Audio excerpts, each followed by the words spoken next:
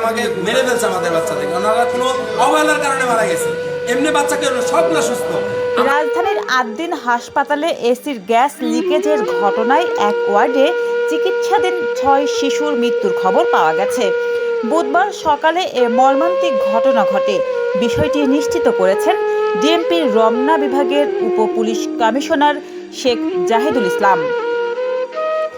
প্রাথমিকভাবে জানা গেছে, হাসপাতালের একটি ওয়ার্ডে এসি সিস্টেমে হঠাৎ ত্রুটি দেখা দিলে গ্যাস লিকেজ হয়। এরপর ওই ওয়ার্ডে থাকা শিশুদের শারীরিক অবস্থার অবনতি ঘটে।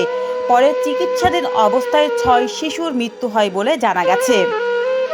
ঘটনার প্রকৃত কারণ অনুসন্ধানে তদন্ত চলছে। এ ঘটনায় কোনো অবহেলা ছিল কিনা তাও খতিয়ে দেখা হচ্ছে।